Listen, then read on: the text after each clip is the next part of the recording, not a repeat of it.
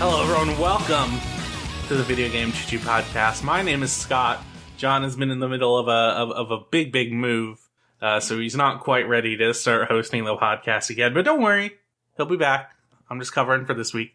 With me today are a couple of our bad boys. So this is a boys only podcast. We got sick of the games for girls, and now we're talking games for boys.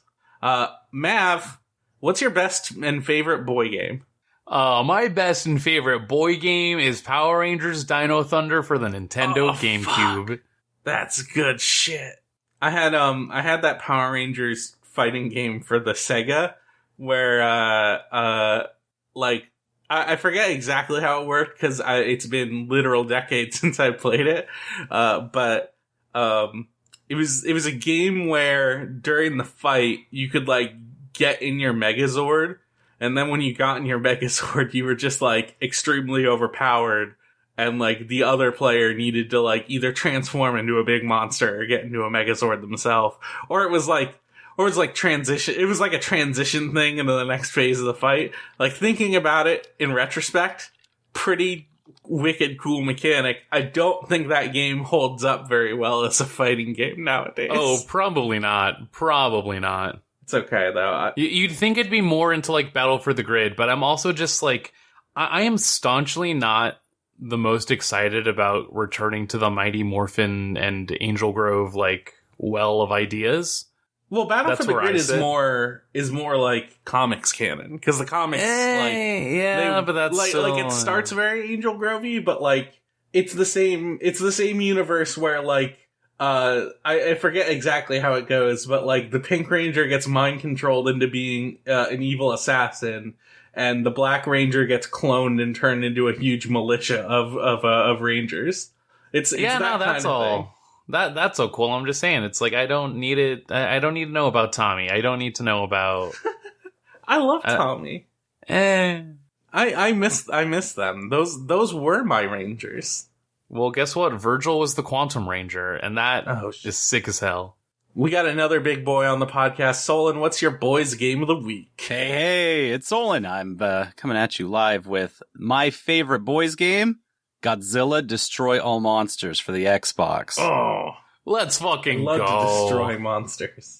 And we're back here, just a couple of boys ready to kick back some brews, just like your favorite podcasts you listen to all the time. Is that a normal thing for podcasts? I mean, we usually come on here and talk discussion points and video game topics du jour. Is it is it a boy thing? It's you've listened to video game podcasts before, right? I can't say that I have. I've just kind of been winging it this whole time. Okay, well, you all kind of. I told you when I applied, I listened to a bunch of them. That was a lie. I mean, I've never listened to a video game podcast. You're missing out on great guy experiences. Oh, really? Talking about Deltarune. Let's get into it. The big game that came out literally the day we recorded our last podcast 2 weeks ago. Oh boy. And this one's for the fellas, if you ask me. Yeah. This one's totally for the fellas. Thinking about Rousey. Thinking about what's the bird guy? Birdly. That's his name? Yeah. Huh. So it's actually very funny. Not a lot of people know, but there are actually multiple variations of Chapter 2 for Deltarune. When you think about it, Toby Fox really wanted to make it an interactive experience. So if you just go ahead and Google Delta variant, you can find a lot of different ways to go ahead. That's right. We're here today, and we're here today talking Delta, all things Delta, and we're gonna get into it. What did everyone? Are we gonna? Yeah. I don't know how nakedly we're going to talk about spoilers, because it's been a couple weeks. I feel like everyone's played it already. I'm this close to sunsetting the Deltarune spoilers channel on our Discord. Because it's just evolved into us posting Deltarune memes. But yeah, but that's also really good. And it is good, is the thing. And I like having a place for it. But I don't necessarily know what we can consider like off limits in terms of talking about Deltarune Chapter 2 because it's such a like short game and like, free and very accessible. It's like it's on Switch now, isn't it? At this point, it is on Switch. Yeah. Yes, they got that so quickly out there. If you haven't played it or Chapter 1, I don't know what's wrong with you. No, I know people who haven't played them yet, and it's like, it's the kind of thing where it's like a hot, trendy thing comes around, and they're just like, it's gonna wait cool for the off hype in like a week or whatever. Yeah. And then they just never bother playing it, but they should. I think you should play both of these games. Unlike the new MMO, New World, that will absolutely die off in like 4 or 5 days from now. Yo, quick new world aside, how are you Amazon? The people who make servers, the people who have infinite server capacity. How are you not able to spin up servers for your launch day game, your launch day free MMO that people are going to play? Oh, yeah. How do you have 2,000 person server capacity, like 3 servers total?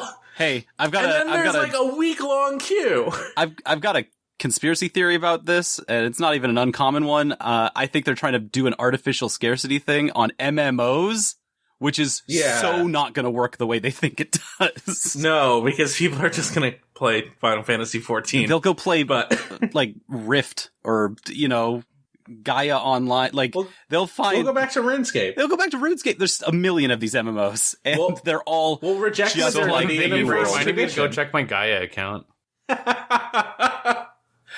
Oh, man, I should really check on my Neopets. It's been so long. Is Bless back? I gotta check on my guild. It's important to me. Sorry, Delta. We're Delta lads. We're Delta men. Yeah. We're the Delta males. See, when I'm talking about Deltarune, of course I have to also talk about Gaia Online. They're just intrinsically linked. They really are.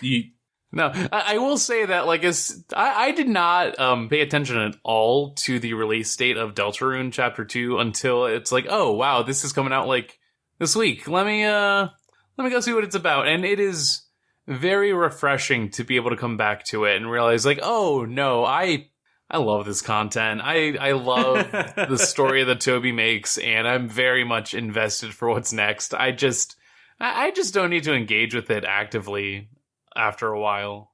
Yeah. It's like a nice thing to come back. It's a nice well to come back to and like dip your toes in.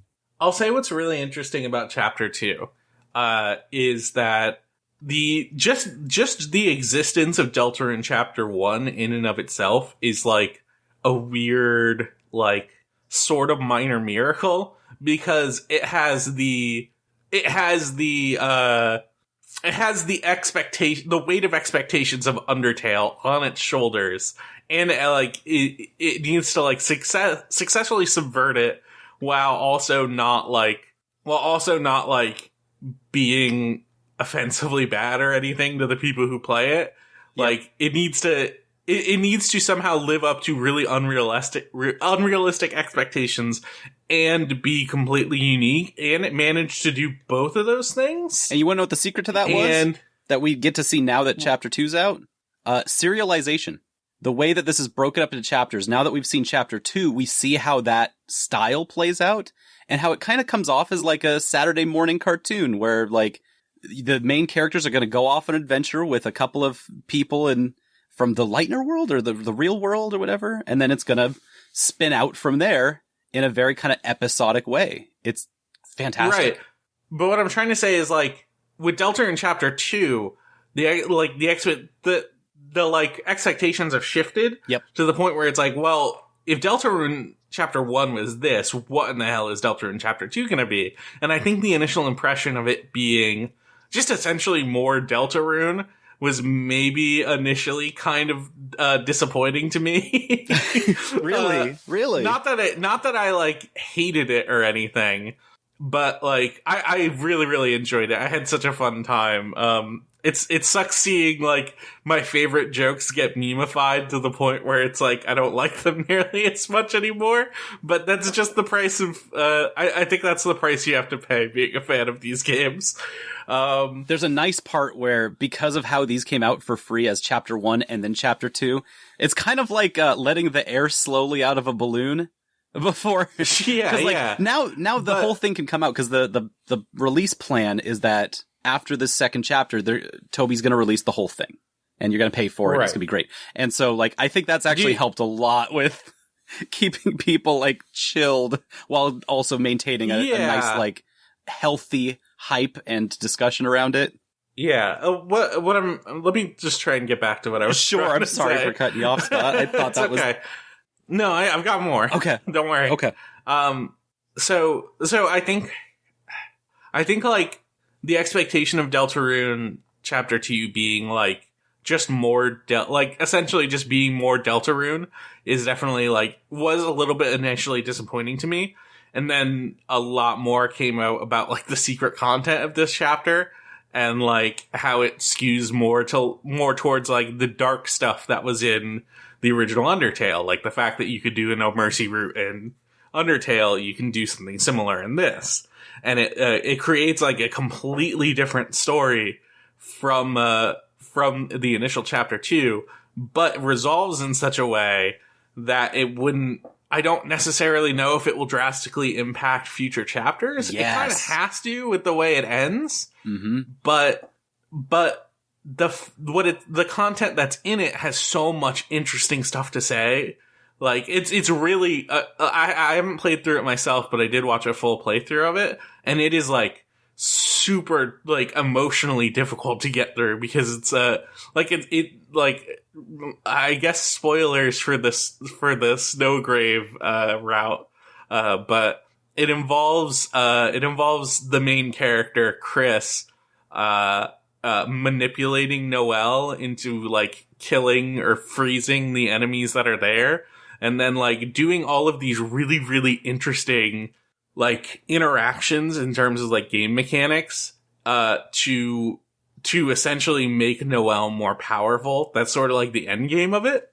But it involves a lot of like mechanics that are really antithetical to how you would play the game. Like you have to repeat dialogue choices over and over and over again until something finally breaks and is like, okay, I'll do it.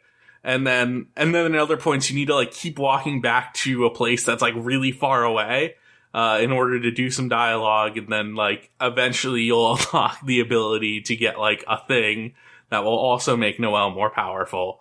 And it's like the entire thing is so difficult to watch because you're watching this character who in the initial run of the game is so nice and so sweet and just wants a huge girlfriend, and she's becoming this object of manipulation for this main character. And it's like, man, you guys really fucking went for it with this chapter in a way I was not expecting in the slightest. And that's the way like Deltarune Chapter 2 manages to one-up the like unrealistic expectations set by Deltarune Chapter 1. It's buck wild that this like even exists in this game, where from the jump, it literally says the choices that you are making in this do not matter. But here are some really substantial choices that I think are extremely going to matter. It's better than Undertale. I'm putting my money in that horse. Baby, Deltarune's better than Undertale, and I'm saying this as someone that actively cried in his dorm room when I played the fucking me too. Like end of the pacifist run for Undertale.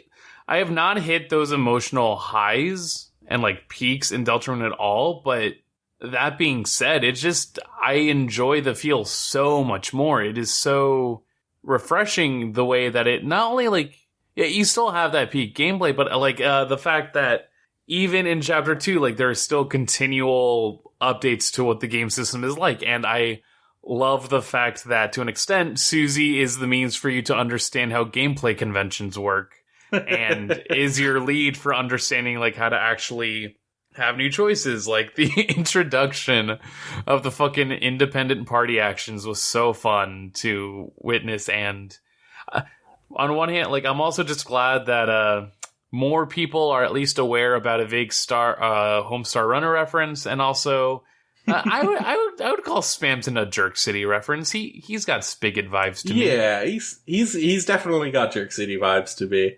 Spamton, who in this game, of course, is just a small puppet that has one boss battle and nothing else.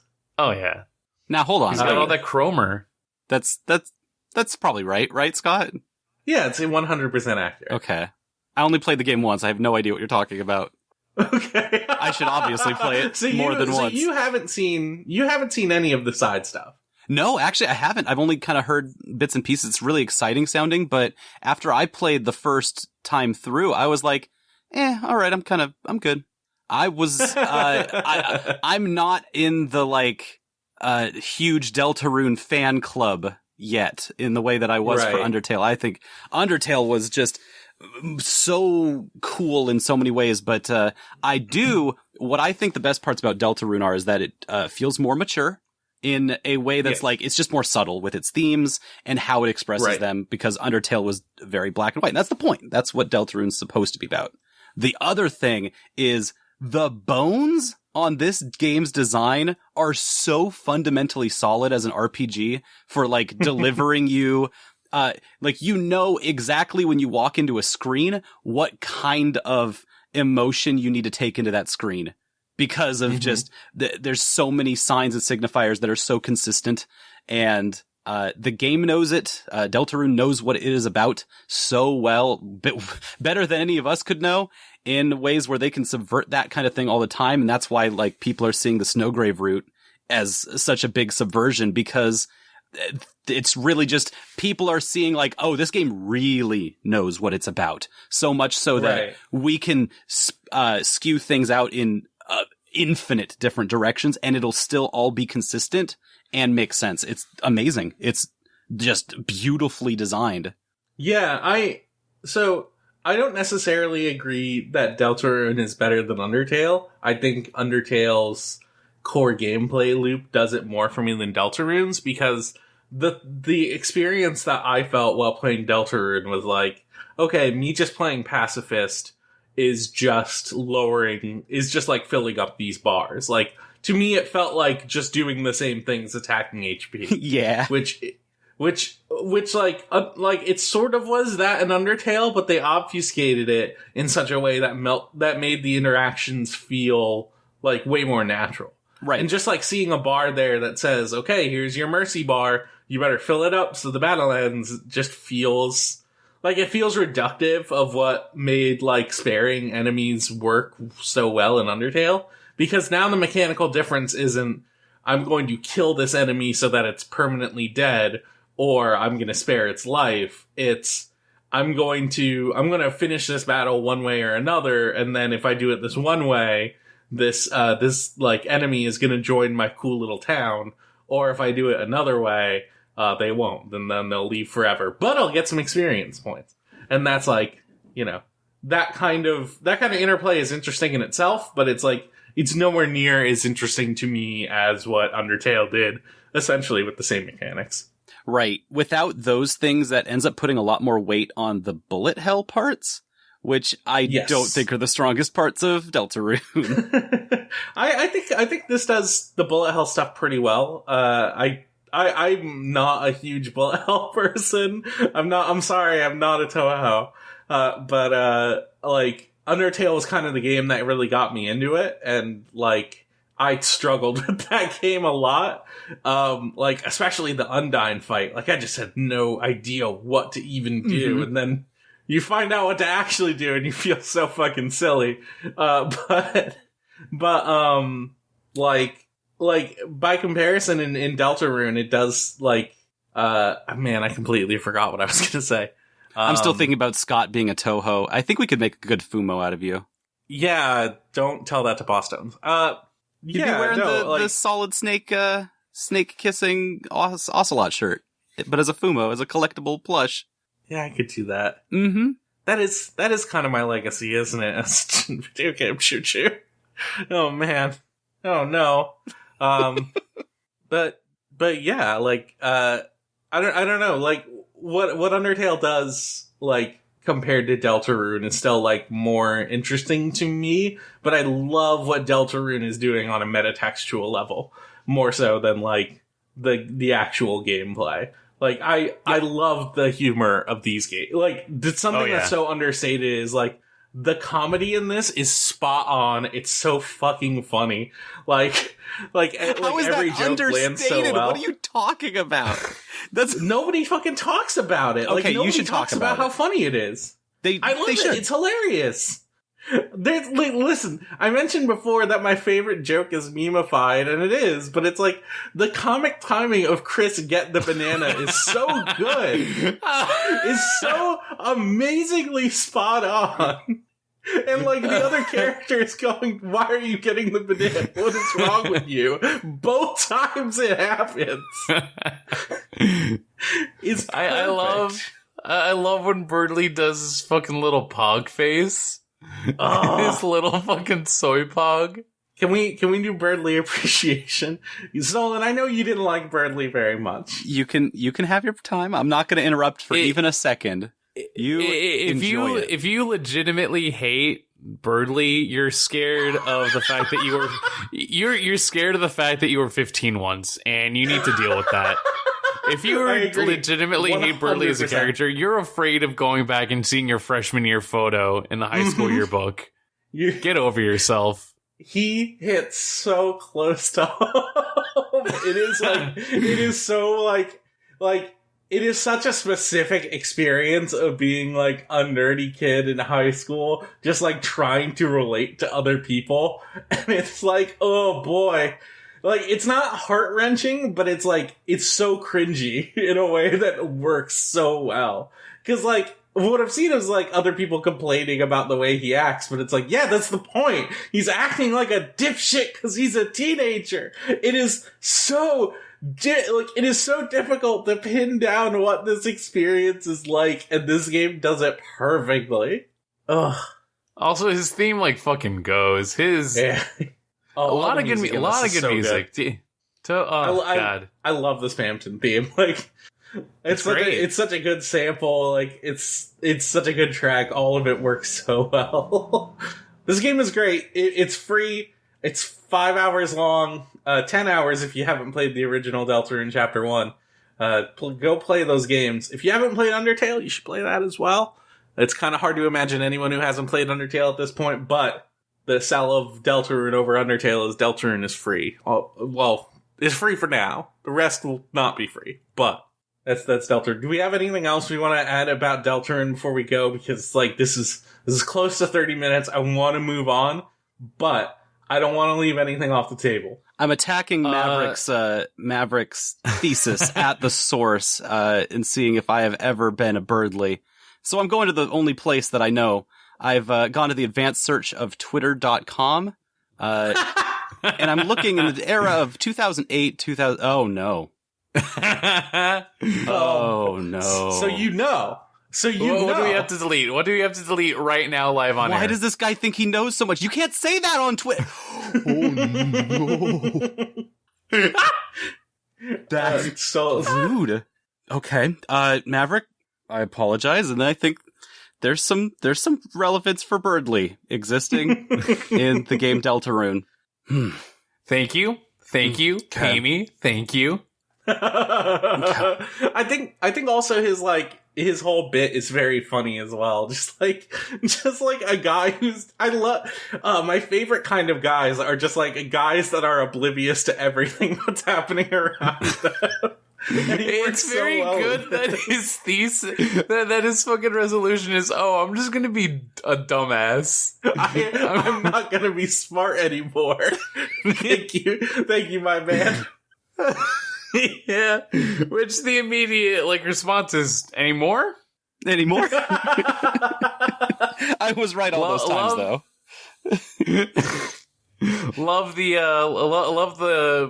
I don't see enough respect for the shot of Alphys just saying they're normal.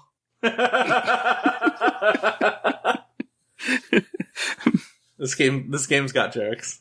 It's got really good jokes. Shout out to uncompressed explosion GIF Yeah, I saw people messing around in the cutscene like editor and just like putting the explosion everywhere. This game, like, okay, so the explosion was in part 1 and they used it like maybe twice. Yep. This chapter uses it so many times, and every time it's still funny. Oh, I'm sorry, that was my dangerous glass. like one of my favorite jokes is the one where there's a key and 2 bombs, and you have to, and then like the key and the bombs like circle around, and you have to figure out which one is hiding the key. Yeah, the matching cup situation. Yes, and then you grab the key floats over to the door and explodes the door. Does the bomb do that too? Good. I don't know. I've never picked the bomb. I'm too smart for this game. Yeah, I always get key right in the first try. Yeah, you're so Birdly about this game. I'm so smart. I know how to play Magic Cups. I know how to get the puzzles in every. I know how to. Oh my god, does Birdly sound like a Tony Zarrett, or what does he sound like? Does he? Oh yeah, I know how to get the puzzles in this game. I know how to spell December. It's a pretty good word. I know how to do Poe's Law for guys. I know this game is satire. Okay, we talked a lot about the Delta. My name's Birdly. I got a blue ass. Is that just Carl? Like that's just. I feel like that went a different direction. I'm thinking about Tony Zarrett's like Grinch phase. Well, no, you have to censor out whatever you do a swear. Right. And then say a completely different word anyways. Wow, we hit peak Scott podcast here. This is Dudes Rock. Dudes Rock. We have to move on. This has been too long on Deltarune. We can't without talking about Queen, who is the star of the entire game. You're right. She's great. She's so funny. LMFAO. She's so good. Queen. She's great. Play Deltarune. Go meet the Queen and go talk to her. We'll talk about her more at the end of year wrap up, because Lord knows we will. Should we? I don't know if we should do a Deltarune spoiler cast or not. I feel like if we did that, we'd have like 8 people on a call, and that seems really untenable. No, I don't think you'd have 8 people. I think you're good. When it comes out, you guys are going to have a great spoiler cast. Yeah, I would say that. Like, any sort of spoiler cast, say for when the game properly is coming out and we pay the money to collectively have emotions over it. Solon, I want to hear all about WarioWare Get It Together. Oh, or if you want to talk about any other games, but this one, I feel like this is the biggest one you've got in your pile. I've played a nice pile of games this last week, and I'm going to continue playing more new games because like 20 or so indie games came out in like the last week and a half. And I've got like 3 queued up on the Xbox Game Pass, and then like another 4 in Steam that are just like, all right, well, this is my weekend this weekend. But last week I got to play WarioWare Get It Together, which is a darling little WarioWare game. I mean, they're all darling in a lot of ways, but like this one specifically is impossibly a future-proofed WarioWare, which has never existed. Interesting. This is WarioWare as a platform. And you'd normally think of WarioWare as kind of like a really quick digestible pill that you just like, all right, let's get wacky for like a couple hours. And then, I don't need to touch that game for, another couple of years until I'm ready to get wacky again. WarioWare Get It Together is much more established than that, because the main mechanic is that you have multiple characters that you can pick for all of the minigames. So every minigame has consistent solutions. Every micro game that's in here has ways that all of the characters you can pick can, interact with that minigame in whatever way is for them. So it makes it a little harder on the player to like, not only do they have to register the information of a micro game, like, all right, what's the solution to this? They also have to figure out, okay, how does my character that I'm playing as for this exact micro game solve this little puzzle? And in multiplayer, you got to figure out the matchup.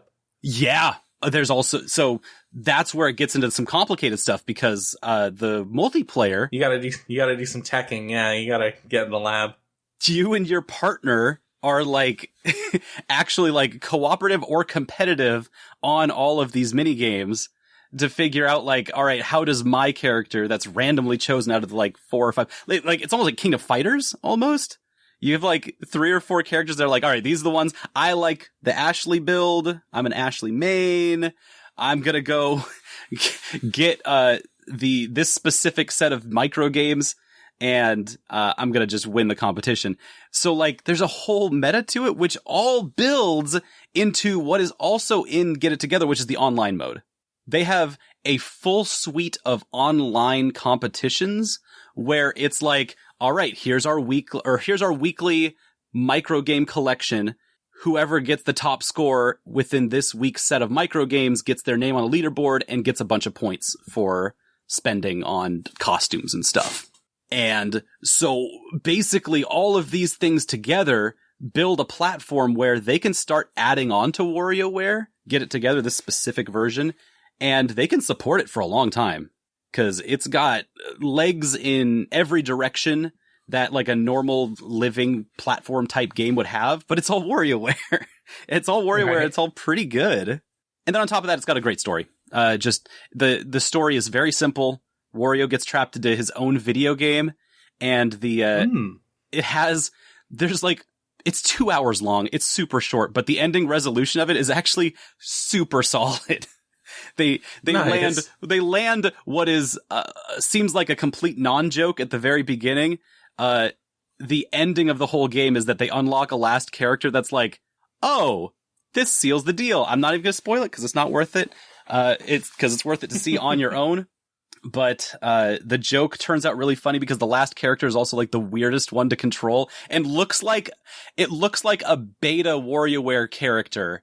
Like, oh, interesting. It looks like it's in the wrong game entirely.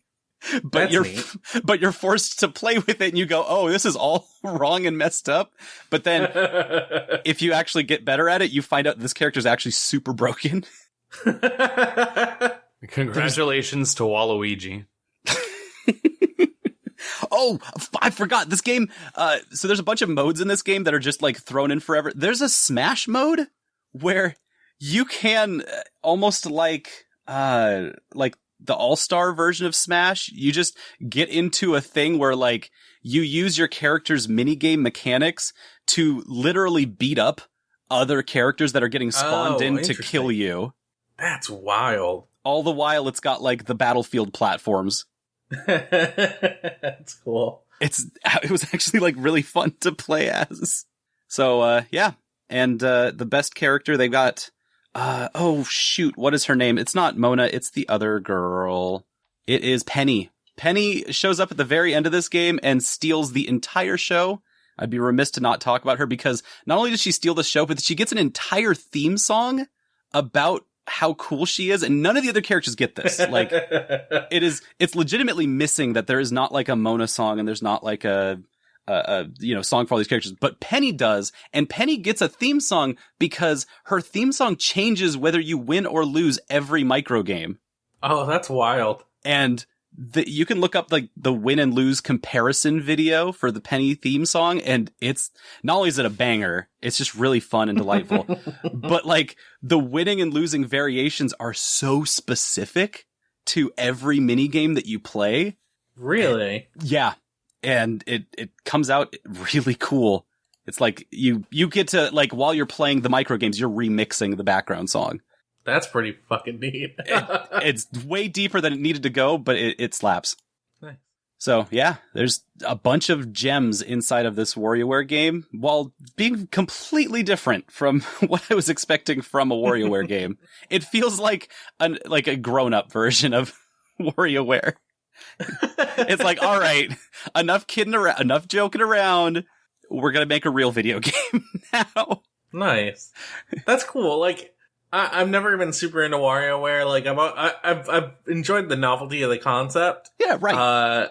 But it's like, it feels like they really, really wanted to blow it out of the park and try something different. Like, I saw some of those like crossover games where it's like, oh, suddenly you're doing a Fire Emblem Three Houses tea party, and you gotta pick the right thing to say to Claude, and it's like, that's cute. I love that. It has one for each of them. Each of the three houses. Great. That's Edelgard's great. the hardest one. Well, yeah, if you don't know her like I know her, of course. Yeah. That minigame's actually really funny because the level 1 is Claude. Claude's the easiest, and the gimmick for his is that you have to choose either to not insult him or to insult him. And so you just read the words, you go like, all right, I won't insult him and I'll win the video game. Easy.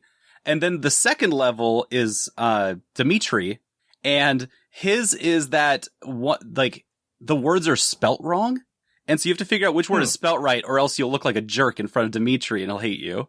And then cool.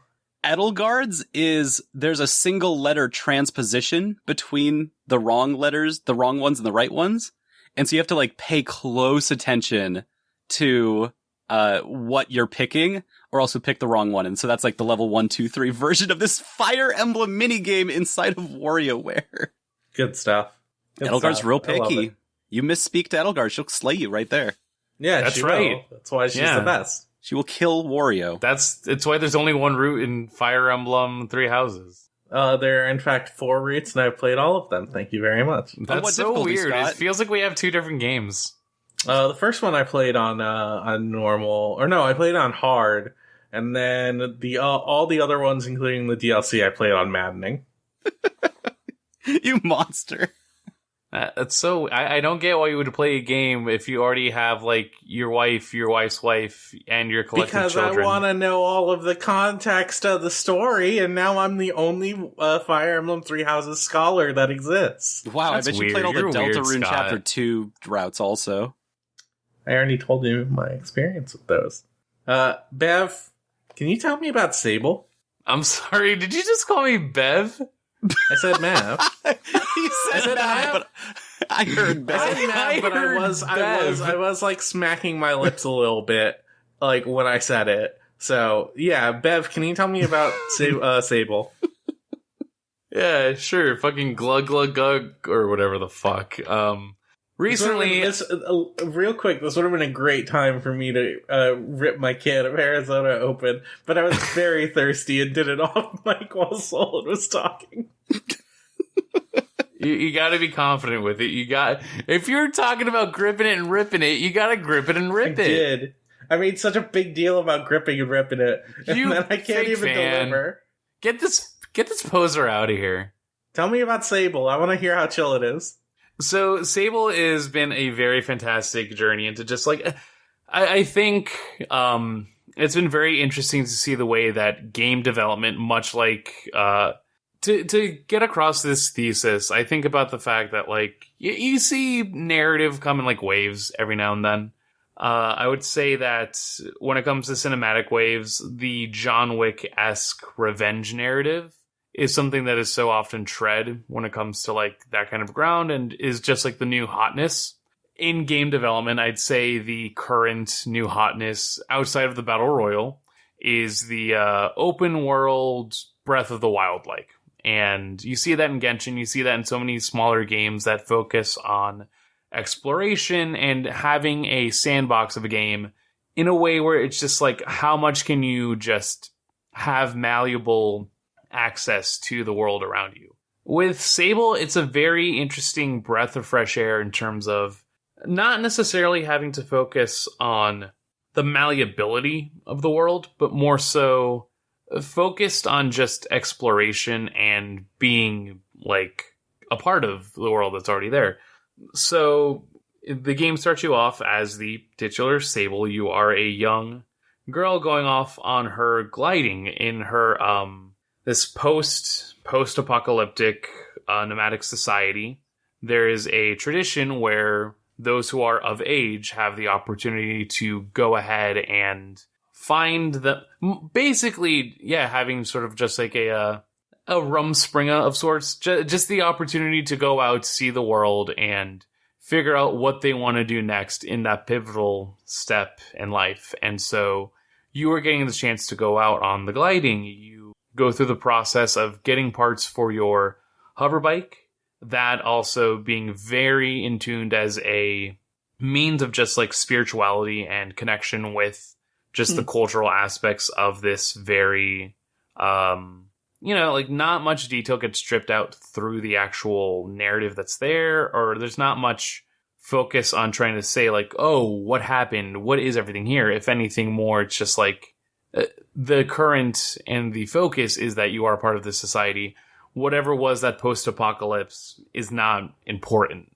You can figure that out. You might have the opportunity to explore that, but that's not really important. What is important is that you just are able to like be a part of your culture. And so going through the process of setting up your hover bike, getting ready to do that big set out, and from that point, that's like almost all of the actual hand-holding that the game gives. Because otherwise, it is just like you go, maybe see the next like port, hover bike port, where like you'll find one person that'll like be like, hey, do this task for me. I'll give you a token. And the conceit there being that when you work with different people, that might be like hover bike makers, cartographers, just like people of different trades and professions. The more that you explore them and explore what they do, they'll recognize that and give you a token in exchange. That token, after you collect a few of them, you can go ahead and have crafted as your mask. This is a mask-wearing society, and ultimately it's just the opportunity to say,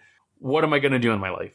What will I choose to go ahead and do now that I've had the chance to be able to explore so many different professions and vocations? What will I choose to be my endpoint? And at some point you'll get there, but otherwise, like, there's so much of a focus on just the now of it. Like, last that I played really was just the opportunity to get out of the starting town and just go explore the vast wasteland. And if you have not had a chance to see anything about Sable, go look up Sable game right now and just see any of the stunning visual like cutscenes or like still shots. It is inspired heavily by Mobius, by the his name escapes me right now, the famous French designer who just has these very like amazing landscapes with vivid colors and just very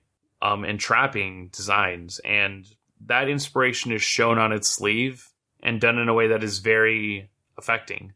It's very interesting to note as well the way that the actual animation for your character is done in, I believe that the character is like drawn on twos, much like Into the Spider-Verse. So when you toggle the actual, the game starts you at 30, but you can go the full 60, and that walking on twos effect is still there.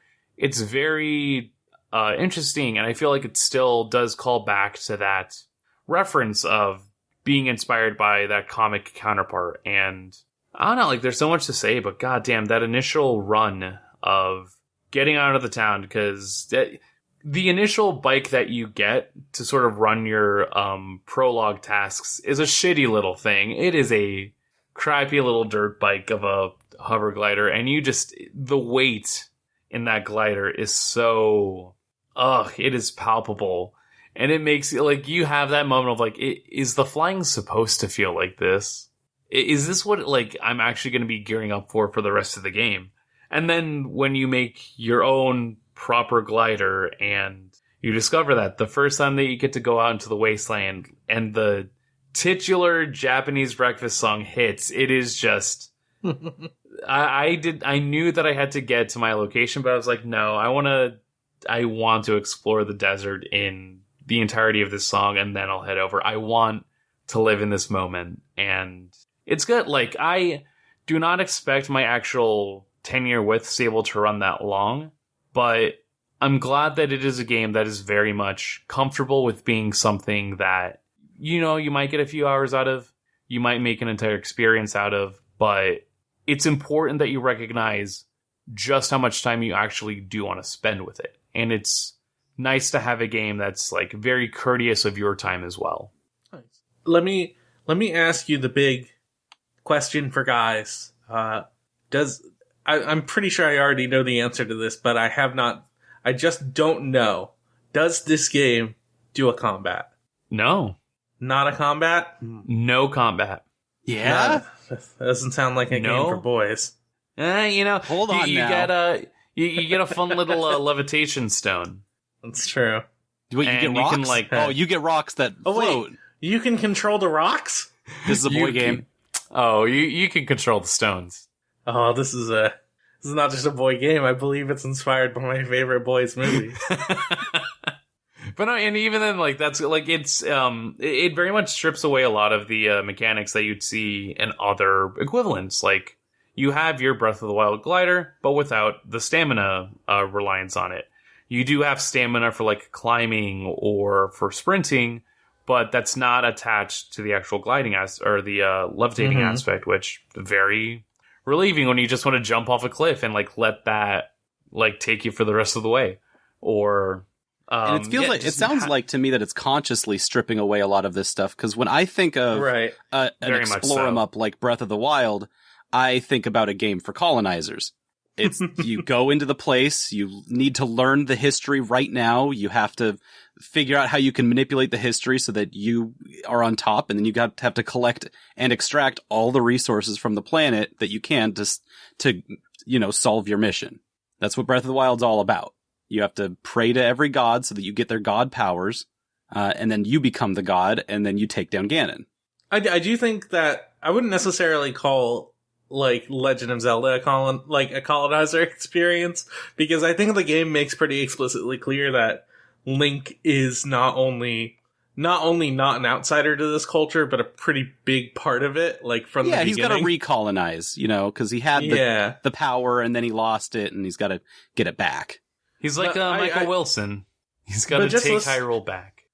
But just listening to you, it does kind of feel like it draws comparisons to like, this is going to sound weird as my point of reference, but Death Stranding to me, where a lot of what I really enjoyed about that game was just like the quiet moments of you walking around and just like just sitting down and just looking at the wilderness around you and just like taking it all in.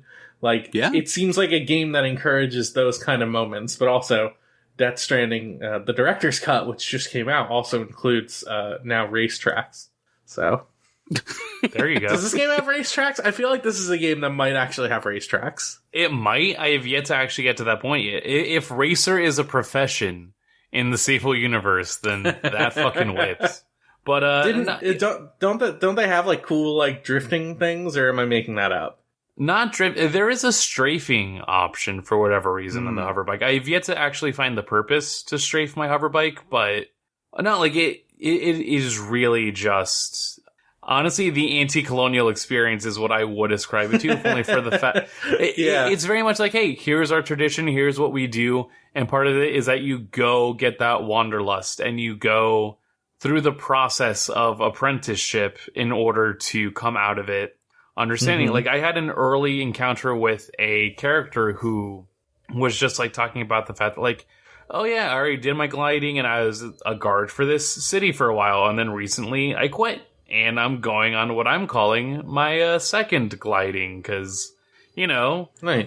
Why should I be chained to one profession or one form of labor if I recognize that there might be other callings for me out there? If I'm fine with the one calling, that's fine, but if I wanted to find something else, why don't I seek that out rather than think about what could have been?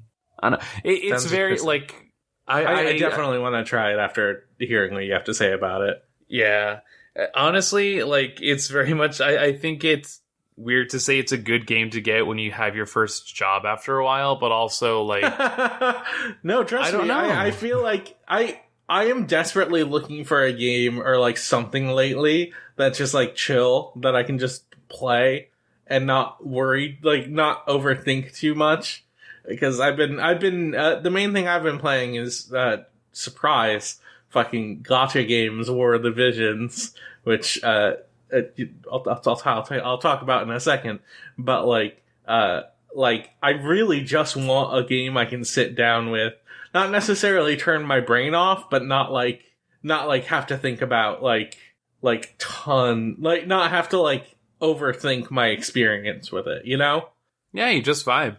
Yeah, I would love to vibe. I don't want to speak too much about this because we've been talking for almost an hour. We've got about 7 minutes until I want to go to news.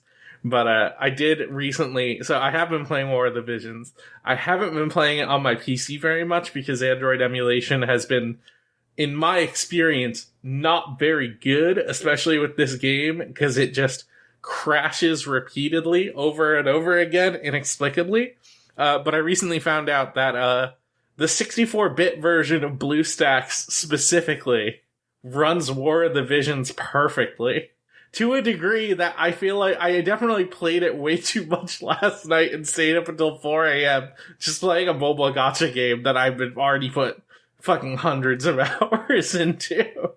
So, I've been having some decent fun with that. It's, by the time this episode comes out, like, it will literally be the last day of the Final Fantasy VII event. But if you want to play it now, you will be smack dab in the middle of the Tomb Raider event, where you can get Lara Croft. In Final Fantasy Tactics, you can have Lara Croft? You can have Lara Croft in Final Fantasy Tactics. I did get Cloud, I did get Aerith, I did get Tifa, I did get Barret, I did get Lara Croft. A bunch of my, like, UR characters are finally hitting the level cap. I'm in fact growing at such a rate that I don't have the materials to keep up with it. So I need to chill a little bit at playing this game too well. But I'm having I've been doing a really, I feel like I've been doing really good at it, and I've been getting a couple friends into it as well, and I've been, like, helping them out wherever I can. So it's been a fun experience. I'm having a decent time with a gacha game that still has, like, really awful mechanics in it that I downright fucking hate. But, you know. That's the give and take with gacha. Yeah, they made it so when you watch ads, you get more rewards. So you gotta watch those ads then. Yeah, so I've seen the Raid Shadow Legends ad where they talk about Ninja the Boss Slayer, which is the character that is let me explain this ad to you real quick. It is a guy sitting there going, "Man, I haven't made any progress in this game." And then there's like a cut halfway down the screen, and the same guy wearing a hat goes, "Dude, you should switch to Raid Shadow Legends." And then he starts doing the Raid Shadow Legends pitch, and then he goes, if you start now, you'll get a free, like, max tier character. But not just any character. It's based off one of today's top gamers, Ninja. And then they show a picture of Ninja, and then they show a picture of the character, and they don't look anything alike at all. In fact, yeah, they put Germa in the game. Realized, that's what I'm about to say. The thing I realized is, watching this ad over and over again, is that the Ninja character looks exactly like Germa. Why does he look like Germa? It's supposed to be Ninja. I'm kind of hung up on the plot details at the beginning of this advertisement, because are they supposed to be a time traveler? Where they're, like, negging themselves from the past to be like, haha, you're gonna play Shadow Legends now. I just came from the future to make you play Shadow Legends. I think this guy is supposed to be playing his own friend talking to him about gacha games. And just go, or maybe he is himself from the future when he got a new hat. I don't know. The commercial doesn't go into it, but I've watched this ad maybe 50 times now at this point, so... Because I can see myself going back in time with a different hat and telling my younger self, haha, you have to play Raid Shadow Legends with Ninja. I can see myself going back in time and telling myself, don't play that gacha game! Yeah, then another you from the future with another hat slaps the phone out of your hands. It tells me to play Raid Shadow Legends. Then they added Germa. Look, they added Germa this time. They added Germa, and he looks exactly like Ninja. Okay, I'm taking up too much time talking about this. But I mentioned it because you, before the podcast, Solon, were very much talking about, like, not having a way to play mobile games. I've had some pretty good experiences with BlueStacks 5 so far. They just put out a beta of BlueStacks X, which is their new one. I haven't really tried that. Ooh, I feel very comfortable where I am with BlueStacks. They do have a multi-instance manager, so if you want to install both, it's totally doable. But Yeah, it's been working very, very well for me. Especially so, if you're having trouble with any mobile games, try mobile game emulators. Give that a shot. Hopefully, that works for you. Specifically, the 64-bit version. Do not get the 32-bit. You need the 64-bit. The 32-bit version will crash on you. Yep. Okay. Solon, we are so running towards the end of time on games. I want to give you the opportunity to talk freely about whichever games you like. But I do want to let you know I want to move to this news as soon as possible.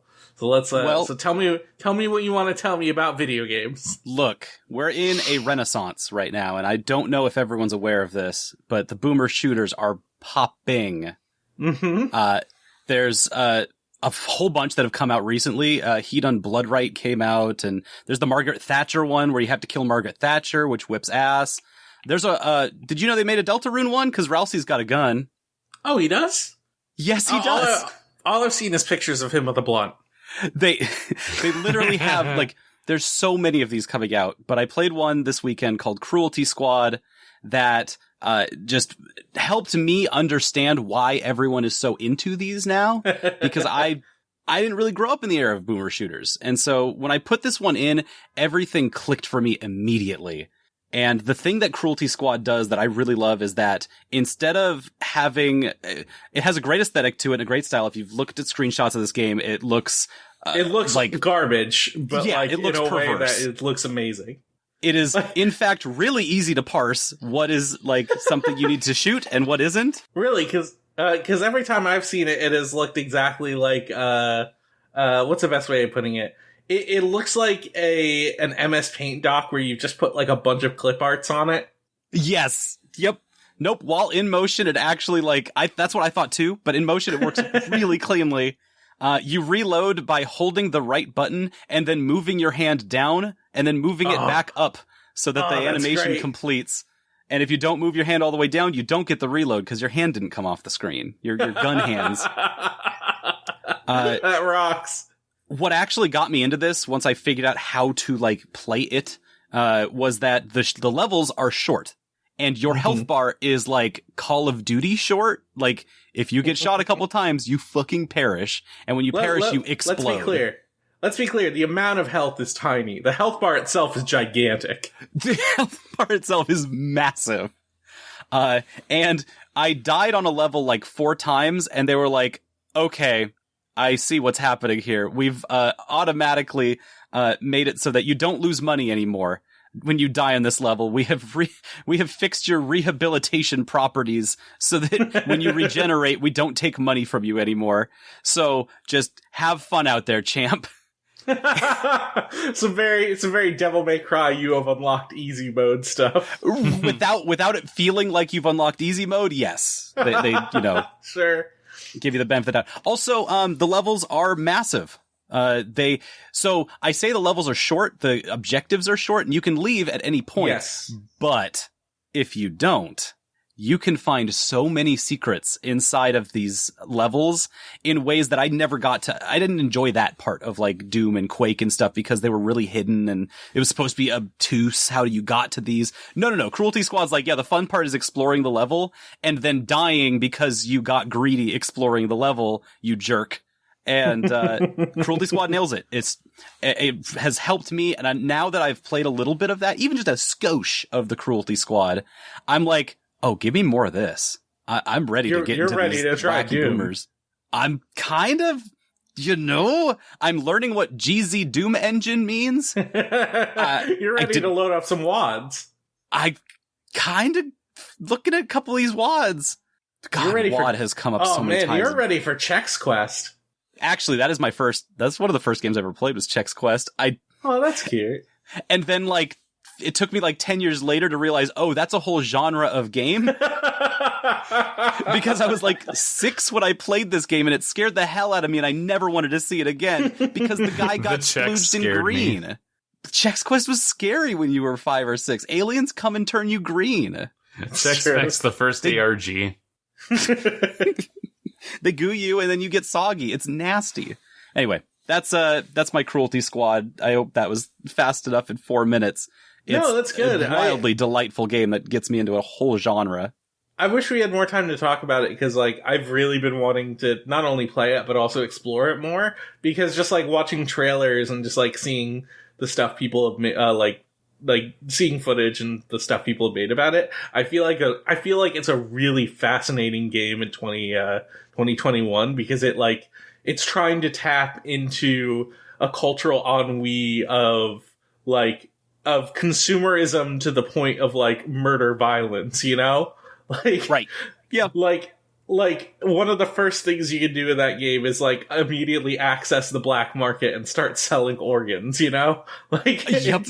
It's that kind of game where it's like, it's trying to tap into, an id that is like gone untouched, but it's doing so in a way that is not like nihilist or is not like jaded. It's like, it's trying to do it in a very ironic way that I think is super, super interesting. And I definitely I'm gonna try that game out myself. Yeah, no, the right people are making these games the right way, which I didn't think that was where this genre was going to be going, but I feel like, and my roommate explained this to me, it feels like we're in that, like, you know how Japan had the Toho craze, like everyone's got their own like homemade house brewed shoot 'em up or bullet hell kind of game.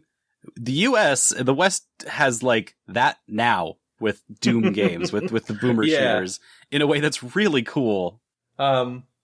It's also a game that, like, immediately when I saw it, was like, oh, I'm getting Crypt Worlds vibes from this. And if I get Crypt Worlds vibes from anything, then I know I'm gonna like it. So, because Crypt Worlds is an amazing game. You gotta check out Crypt Worlds, please. I think it's free. I don't know if you can even get it anymore. It's a perfect video game. Oh, thank God. Yes, you can. Did you wanna touch on anything else? I saw you played Get in the Car Loser, which is a pretty big game. I really want to hear your thoughts on that.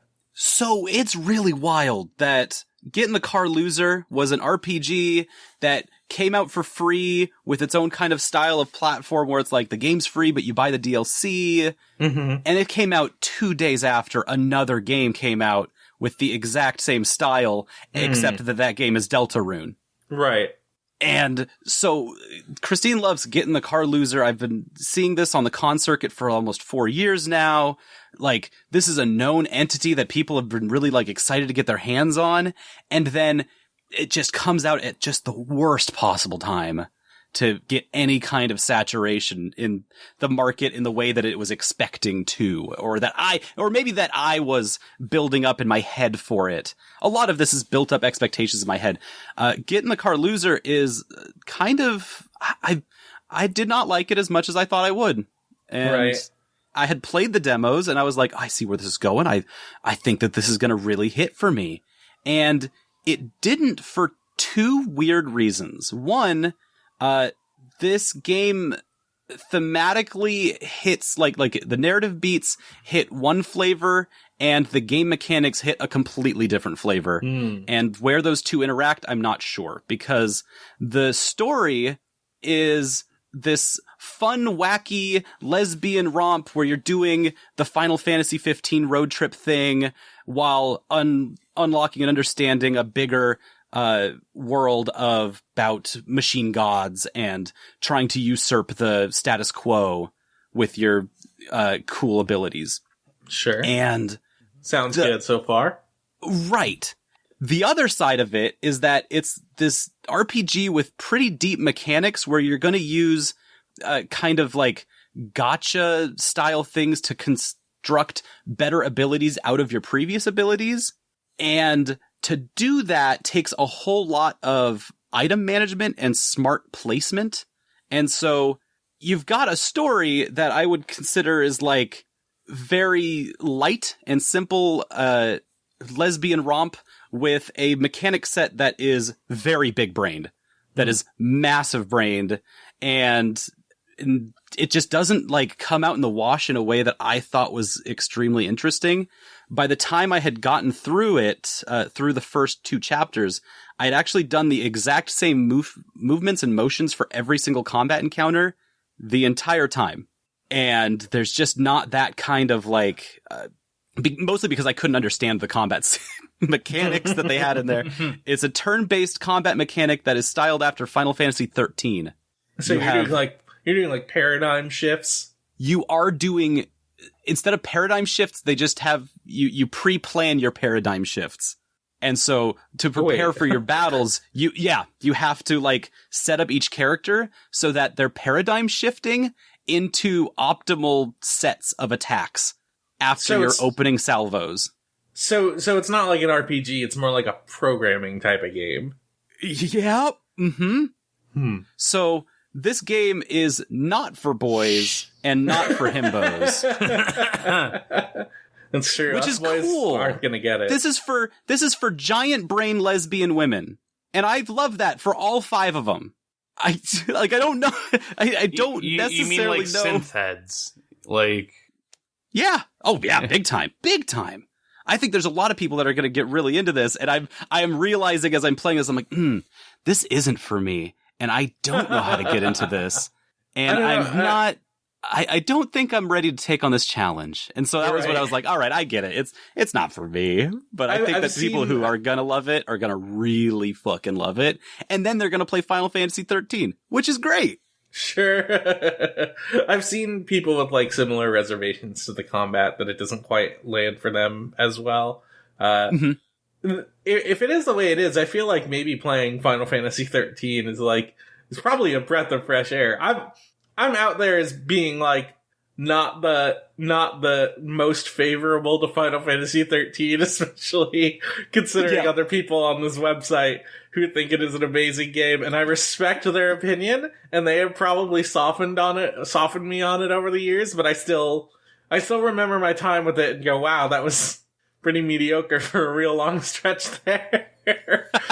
But, but like compared to the combat in like Final Fantasy 13, it sounds like that would probably be more palatable for people. Like the fact that you're not going in there and programming things ahead of time, you're doing it on the fly is what makes paradigm shifting like a very interesting mechanic, especially because you're not controlling these characters like manually, which was the whole big deal with Final Fantasy 13, and I think something a lot of people really disliked. I eventually got pretty used to it, but it's still, let me say I much prefer the style of what they were going for with Final Fantasy 13 in 15, and more so in 7, but 7 is way less about like your AI characters doing things and more about you being way more active. 7's a really 7 Remake is a very fun game, but I still hold a place in my heart for 15. A lot of people don't like that game or its gameplay, but I think it's actually like really superb and spot on. Well, they're going for a lot of that and getting the car loser. And I mean, it's free. So like, I don't think that anyone should try to stay away from it. Like, try it out. There's very funny lines in there. There's fun stuff in there. I think the fell blow for me was just how static of an RPG it was. Even though it's like this, high engagement kind of battle style. The setups for every type of, so there's 3 modes in an RPG, right? You got your battles, you got your moving around on the world map, and you've got your item management, shopping and stuff like that.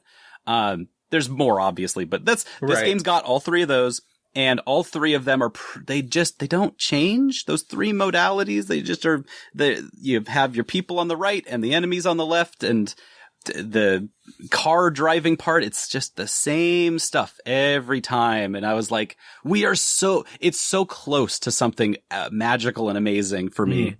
And it just doesn't quite get to that level that I was kind of hoping for. And that's probably part of me just, building up expectations in my head and then getting the game being like, oh yeah, this met expectations exactly.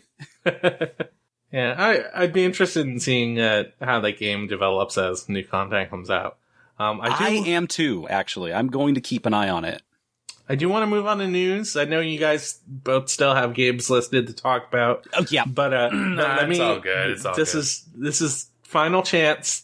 Speak now, forever hold your peace if there's anything you want to talk about. Hot Wheels fucking unleashed. There's Hot Wheels out there. They're so good. They're so pretty. You drift. It's Ridge Racer. Ridge Racer's back. You get to play Ridge Racer and then open up a gacha pack of Hot Wheels at the end. It's fucking brilliant. And it's online. Fuck. I'm buying it now. I'm buying it. It does look so really cool.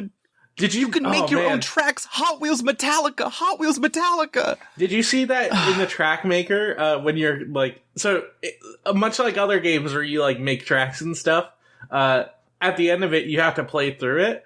The vehicle that you play through on all of them is the tractor, and the tractor has the lowest stats in everything, like the lowest speed, the lowest acceleration, all of that, specifically to make it so in whatever car you play through this is complete, like, whatever car you use can definitely be, like, complete this track. I bought it. So you can't make impossible tracks for cars. Yes. And I saw someone make one that looks pretty fucking impossible, but he managed to barely pull it off in the tractor, probably through glitching. So we'll see how that goes. Yep. I don't think we can really talk too in depth on it because none of us have actually played it. I'll tell you how it is next week. It's currently downloading. Oh, bro. I'm gonna buy it like right after this podcast. Dude, as soon as you sold me on it, like I'm gonna load up the Ridge Racer Type 4 soundtrack and just start doing fucking loops on Move Me. Go pick up a copy of Guitar Hero 3. The Guitar Hero 3 set list is still one of the best set lists. The charts still rule. Go homebrew your copy so that you can still get all the DLC, because I fucking forgot that you can get fucking My Curse from Killswitch Engage in there, and that whips. It's such a good song. Knights of Sidonia still rocks. You can still play fucking Cult of Personality. 3s and 7s and so many bangers. Dover. Cliffs of Dover. Cliffs of Dover is in there. You can play fucking you can play Bulls on Parade. You can play Bulls on Parade. I kicked a hole in my wall playing Bulls on Parade when I was 17. Hell yeah, dude. And fucking, if you want to keep trying Through the Fire and the Flames, it's there. It's never going to leave. Boys, I'm holding the book on video games for this podcast open, just barely. I am ready to close this book and move on to news. I'm closing it. It's going. It's almost there. Anything? It's sold. Closed. For the Let's move on to boys. news. Yay! Awesome. We haven't done this in a couple weeks, so there is a bit of news. Gonna try and get through it quickly. So we're trying to do less long podcasts, but also it's wrestling night and Rampage is happening in like an hour. In an hour. Yep. So let's go. Let's fucking go. News. First thing off the docket. The same thing we've been talking about week after week after week. Activision Blizzard.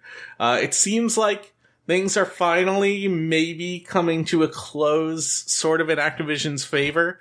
They settled with the EEOC for a $18 million fund to compensate and make amends with workers who are affected by workplace abuse. And the workers with the union are actually really unhappy about this amount.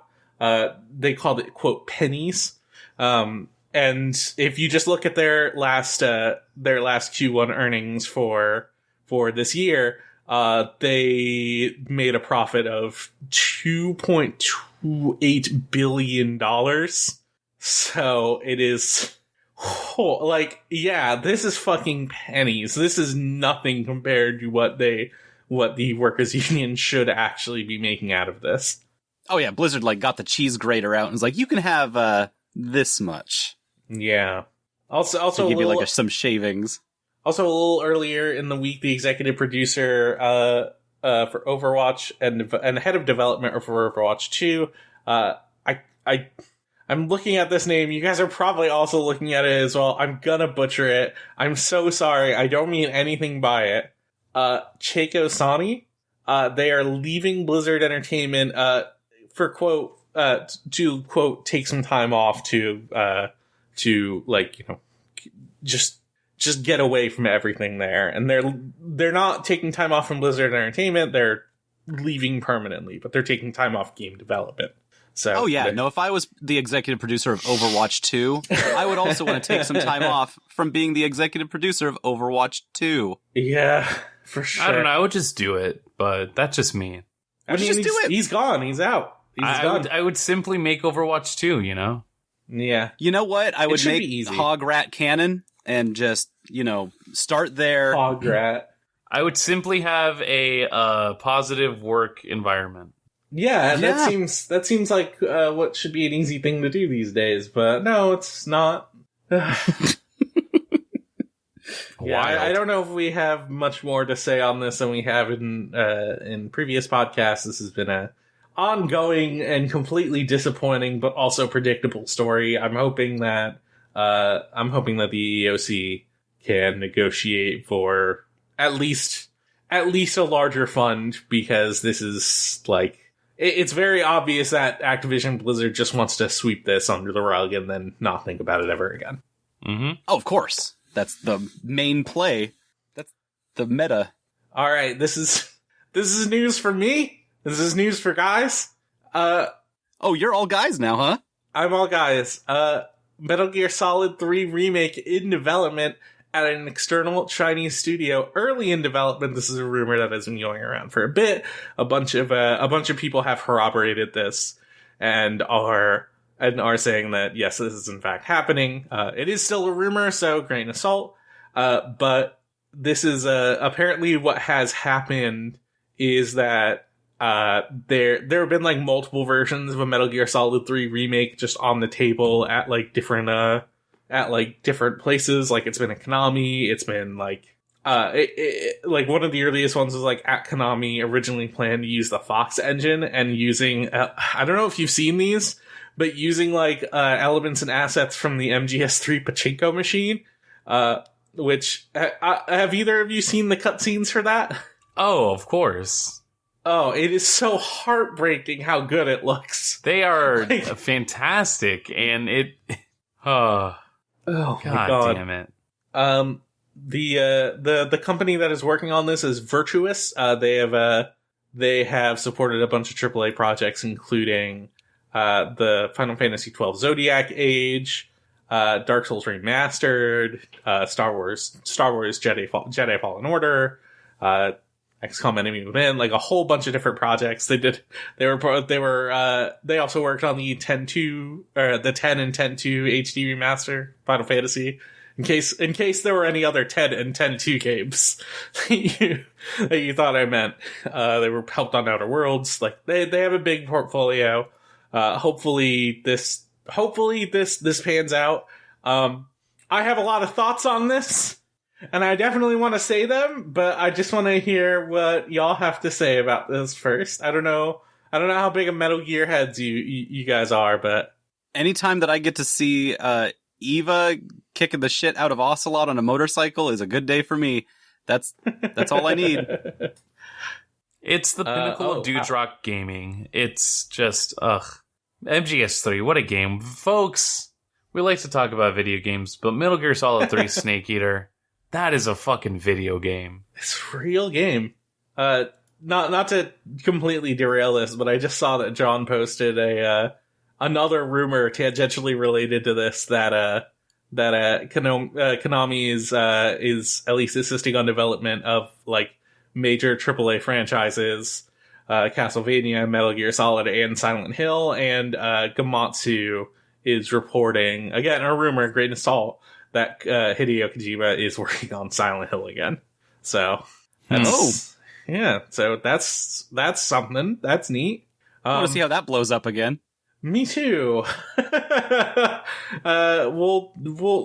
don't really have much to report on other than that. This is just a rumor coming out. It seems like what we've heard repeatedly is that Konami really wants to get back into what they've called the quote premier gaming space, where they're trying to leverage their major franchises. I'm guessing maybe because nobody is going out and playing on pachinko machines right now. I wonder why. But yeah, so MGS instead of bullshit gaming, let's get back to premier gaming. Let's get to I like the how thing that's like a tacit admission. That's like a tacit admission to what they've been doing these last, 10 years. Yeah, I mean, the thing is, nobody's going to pachinko machines right now because of the virus. But, Cyrus the virus is at every pachinko parlor. Deltarune is in pachinko parlors now. He's hogging the machine. I have a lot of thoughts on a potential MGS3 remake in that I hope they update the graphics to make it really, really nice looking, and I hope they do not change the mechanics in the slightest. Thank you.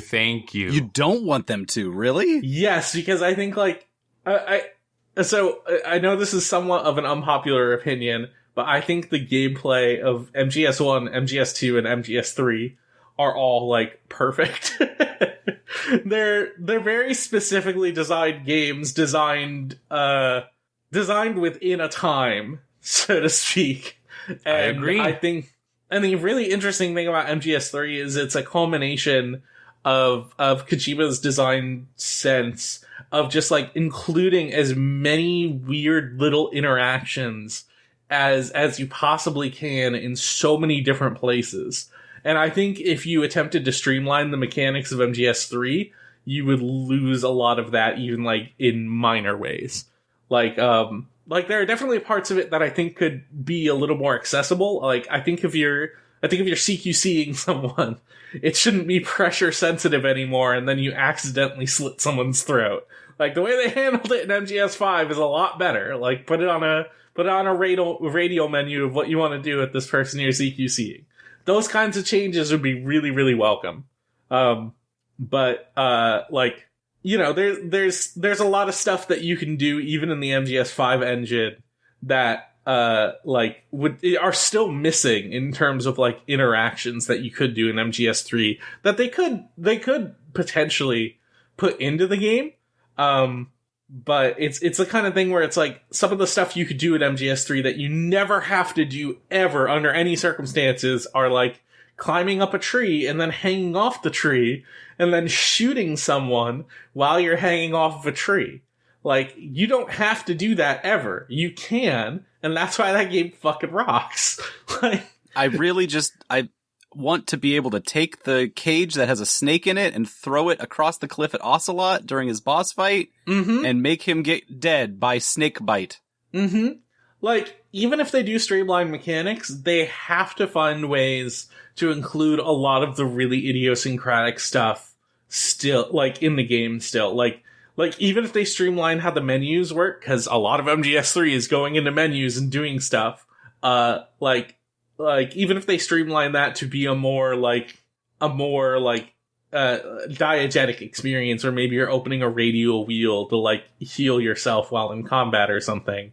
I still want there to be the ability to go into the snake, to go into the viewer, look at Snake, spin him around a bunch of times, and then you close the menu, and then he throws up from being dizzy.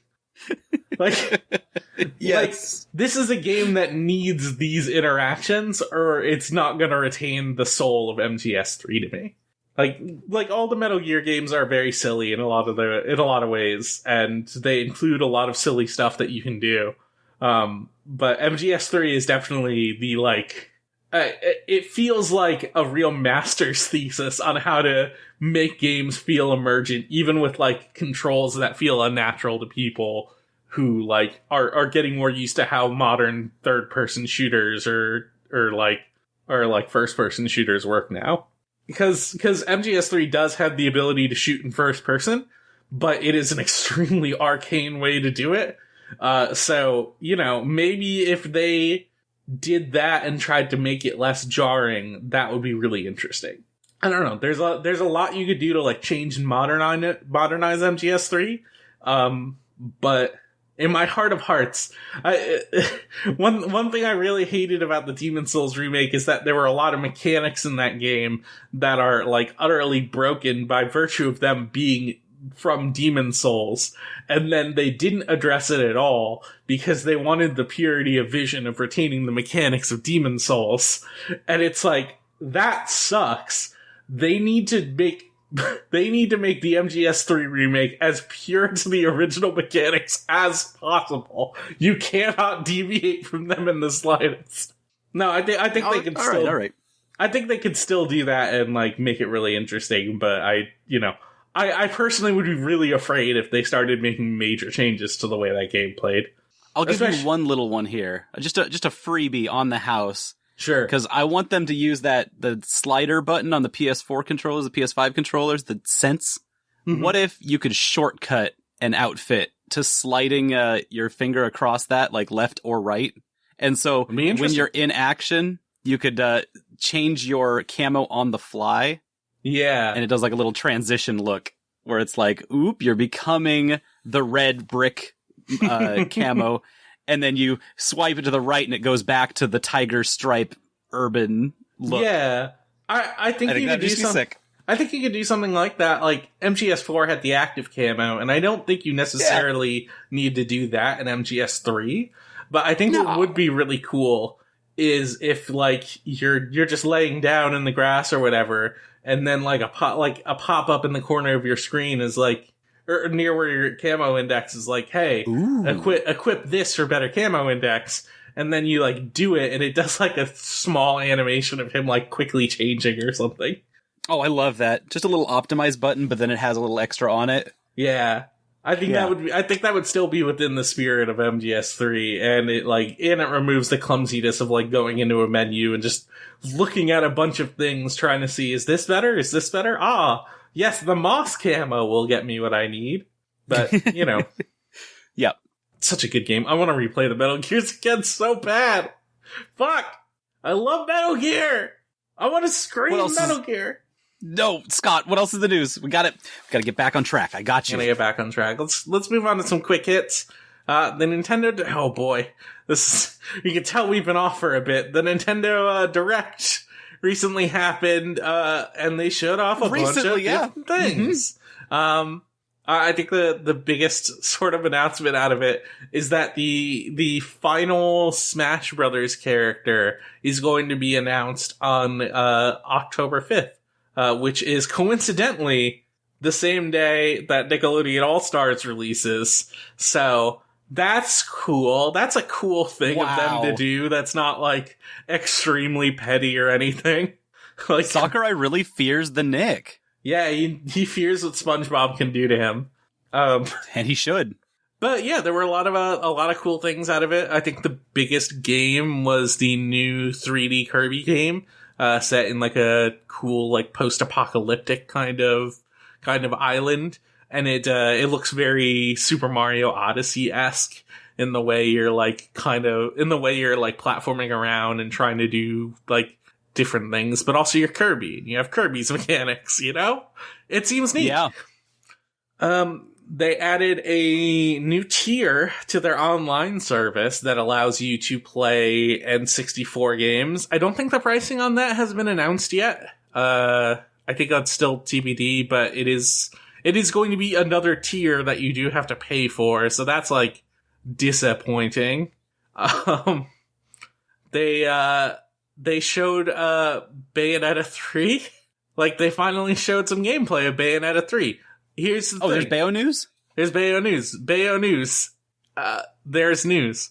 It looks a lot like the other Bayonetta games, probably through technical limitations, but that's fine.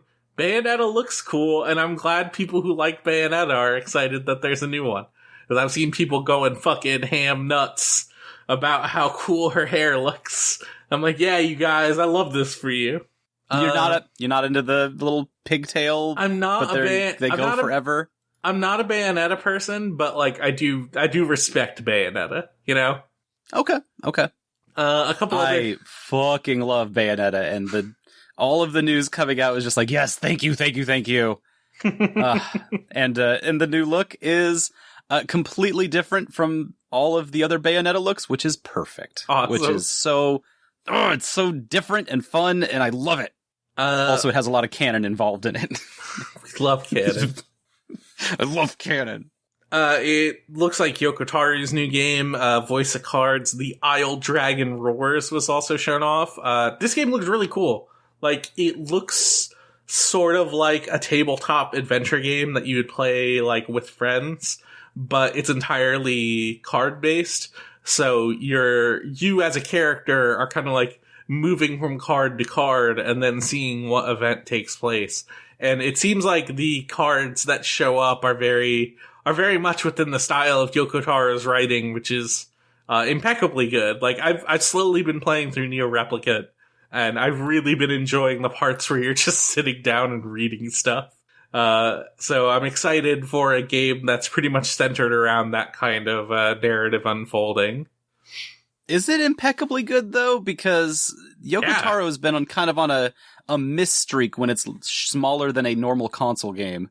Do you think so? Like, well, there's the 2 mobile games that Yoko Taro's put together, Sino Alice and then the Nier mobile app, that both didn't really hit for people, that read through them and they turned off pretty much immediately. Like, ooh, this does not have the depth in it that I was looking for. Yeah, like I played only a couple stories of that Nier reincarnation thing. Yeah, and reincarnation. It seemed to your point, like also very simple, but it's like it's definitely trying to go for the Nier style, but it's not like it doesn't have like the breadth of what you want out of like Nier storytelling.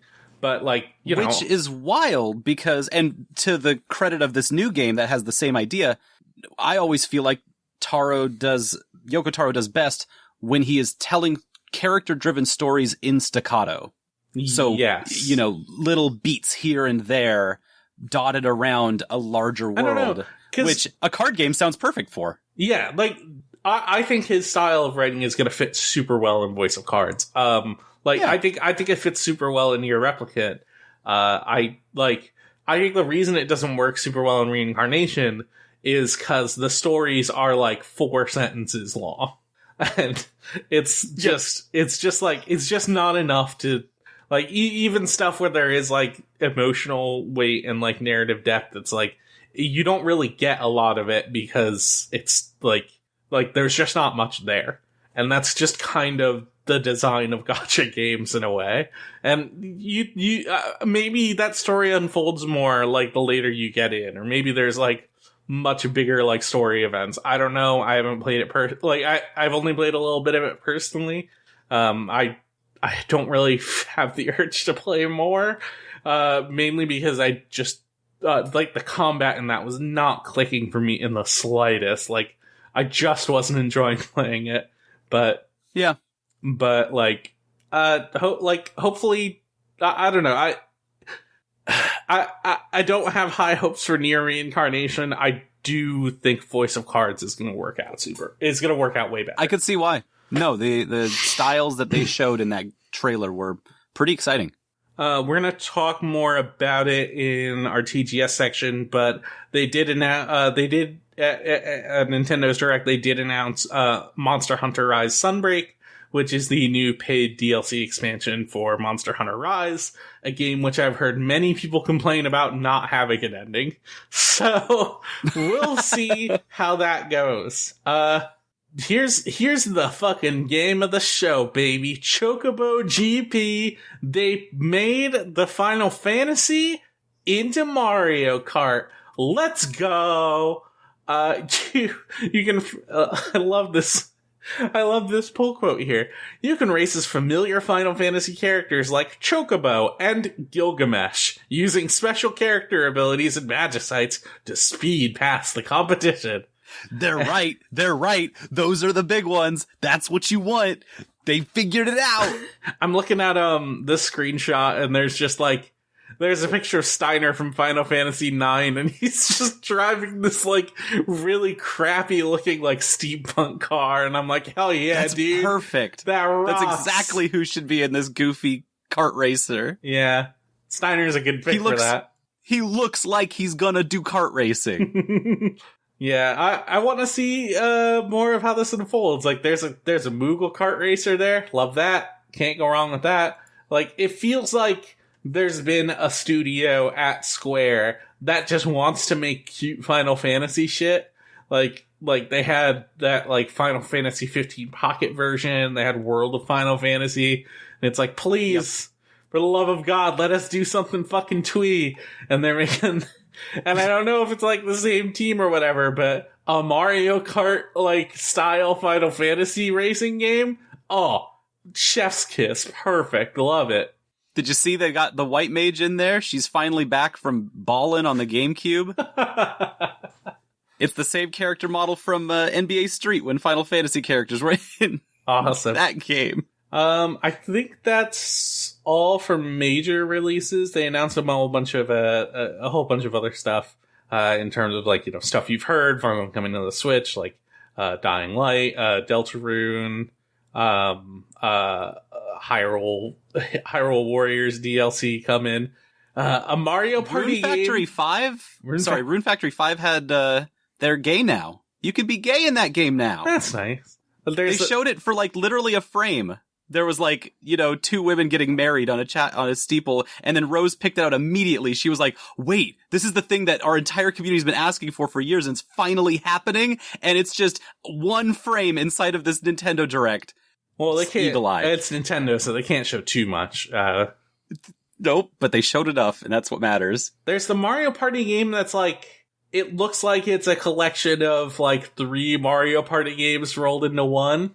Like Yep. a bunch of boards from those different games. I don't know. Looks like something. Disco Elysium coming. That's great. KOTOR coming.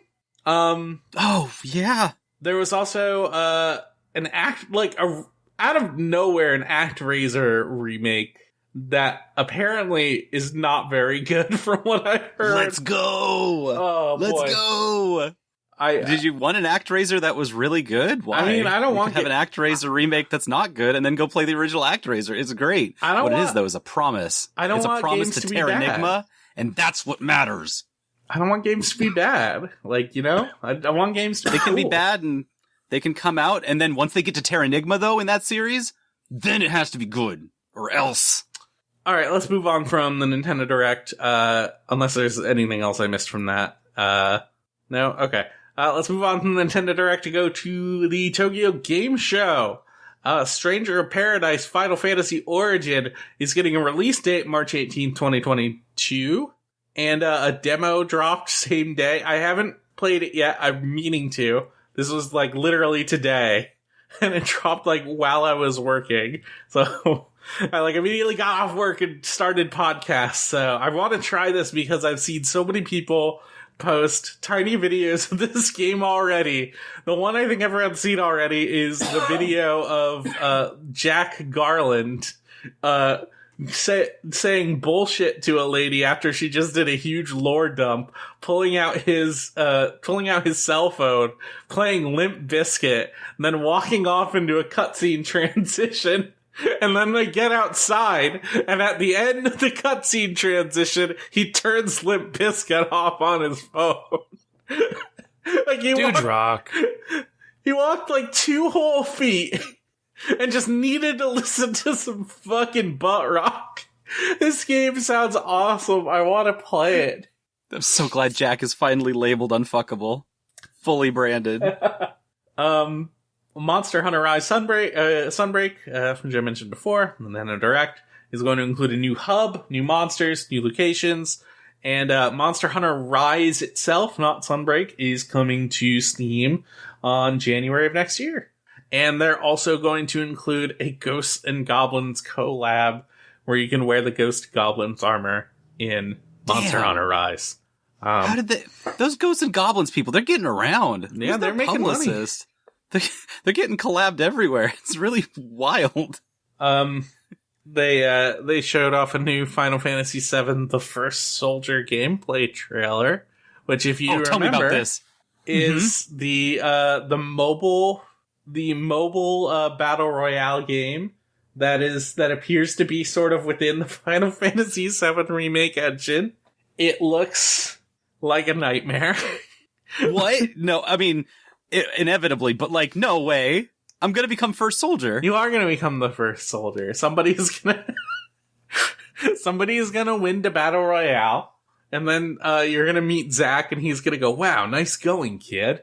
And then he's gonna show you his Buster Sword. I don't know. So like, they clearly made a whole bunch of classes based off of the way the various characters played. like there's a caster that sort of plays like Aerith. There is like a soldier, a not all caps soldier character that has like a bigger sword like Cloud does. There's a ninja that plays like Yuffie does in the DLC. And there's guns. There's just guns and like first person, third person shooting. It was very funny because like one of the classes they showed off was the monk, which is clearly the Tifa character, who's supposed to be an unarmed fist fighter. And then one of the things they show off is her getting a sick headshot. So it's just, you know, they know what they're going for.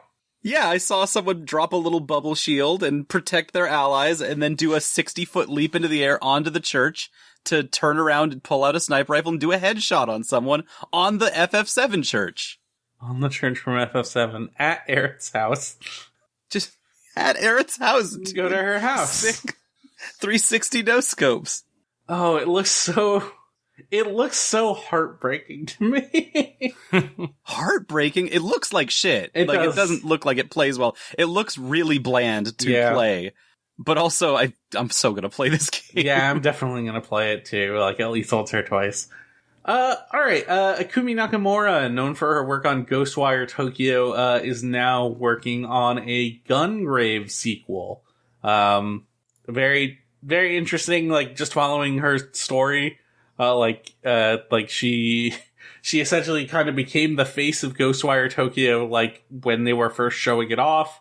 Everyone fell in love with her because she's very sweet and very nice and fun on stage. And then very quickly after her appearance, she left working on Ghostwire Tokyo. So people have just been like adamantly following her wherever she goes. So that's, there you go. You're gonna get a Gungrave sequel and, she's gonna be working on it. That's really weird because Ghostwire Tokyo's footage started coming out like 3 or 4 weeks ago, and people have kind of been like, this is what it. Okay, there's a Slender Man. Bioshock feeling. There's a Slender Man. There's a Slender Man, and I was too scared to watch the trailer because he's too spooky. It's fair. It is spooky month now. It's the first of Halloween today. It's true. He's too spooky for me. Okay. SNK reveals their first all new character for King of Fighters 15. Give me 1 second. They've only been revealing all old characters up to this point, just to say like everyone's here. I'm not totally sure. I haven't been completely following it, but sure. But from what I understand, that's how I understand it, at least. They've shown off their first brand new character to the King of Fighters franchise for 15. Her name is Isla. She's wearing a hoodie, a beanie. She's got a big ponytail, and she's got a gas mask, like just hanging off her neck. So you know she's like cool and sick. Dang, she skate? I'm just looking at her. She definitely skates. Fuck yeah! And also in King of Fighters news, King of Fighters 98 is receiving a major update with a netcode overhaul coming this winter. King of Fighters 98. 98? 98. The one from 1998. They got a future-proof King of Fighters 98. Yeah, I guess. 23 years later. All right, let's keep moving. PlayStation has acquired Blue Point. So, who's Blue Point? Blue Point are the studio that is known right now for remaking both Shadow of the Colossus, which I thought their remake of that was very good. I know people who really loved the original Shadow of the Colossus and hated a lot of the design decisions that they made. And then they also remade Demon Souls, which is a game I love, and I absolutely hate all of the design decisions they made. But now they're officially a PlayStation in-house studio, and the first thing they're going to be working on is an original title. There's nothing to say about it yet, but I can say with certainty, after seeing everything they did to Demon Souls, after watching that no clip doc about it, I don't think their original title is going to be that original. It is going to start original, and then it's going to get, some kind of something's going to get bought into it, right? I'm so mad about Demon Souls. You don't understand. I'm gonna. I mean, I have to like write up my thesis on this at some point because like I definitely don't have time to get into it today, but I fucking despise that remake so much. It is so the stuff that they did to this game, like it makes me so mad. It makes me mad too, knowing that like there are tons of people out there, especially people in the Dark Souls community, that think this game is like totally fine and cool. It's like, guys, hey, did we play the same game? Scott, I want to pivot towards business because PlayStation acquiring Bluepoint is like the most deserved acquisition ever. Just because without Bluepoint, without that Demon's Souls, you would not have a PS5 launch. PlayStation should, like, give them all of their money. Maybe they didn't. For saving their console launch. Maybe they didn't need to launch the PS5, is my opinion. No! They didn't need to! But they did, and the only thing they were writing on was a remake of Demon's Souls. Yep. And somehow they pulled it off. Yep. And so, I get it, in a way. I think that this acquisition actually makes sense in a way that's like, yeah, they should be first party. You should crown them champions of your new console. All right, our final news story in the quick hits. If you haven't heard about this at all somehow, and you're a Melty Blood fan, guess what? There's a new one. Melty Blood Type Lumina is out.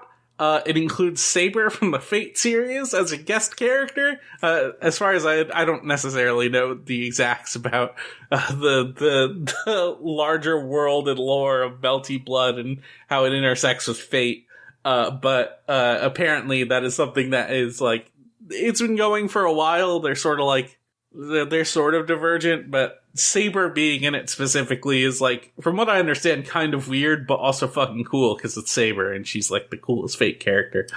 Also, this game has rollback netcode, so it is apparently really, really good. So if you're interested in Melty Blood, check this game out. You might like it. It's a new one. The bathroom is back for PvP enabling.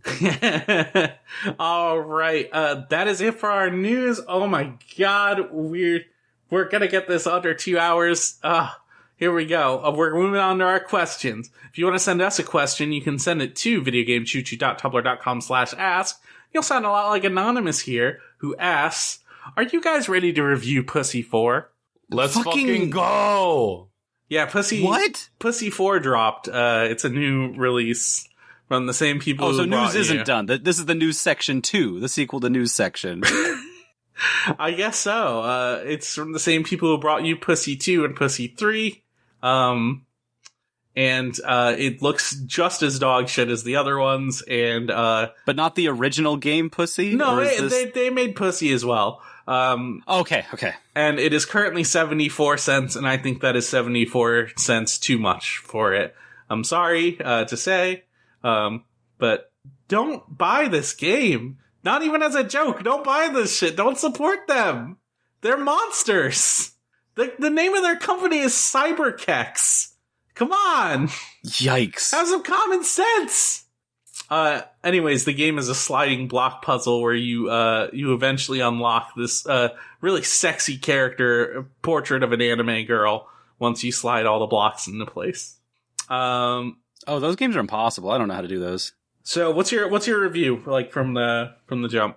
I give it no cooch from the chooch. I think it's an easy 4 stars for me.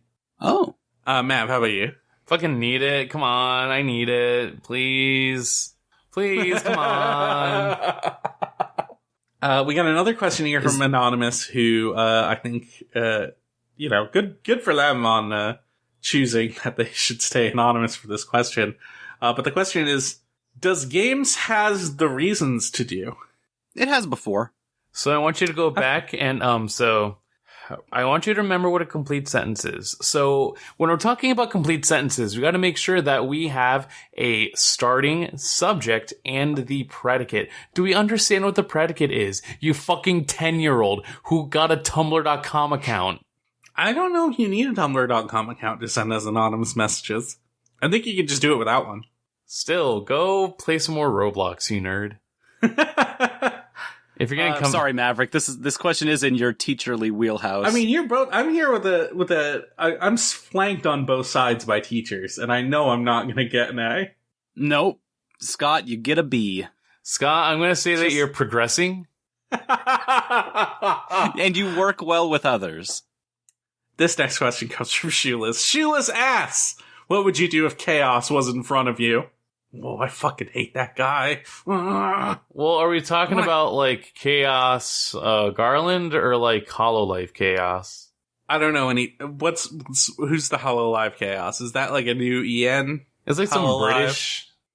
Well, if it's British, it's not real, so... Yeah, that's true. So, same result, just, like, pick them up and down a bit, throw them around.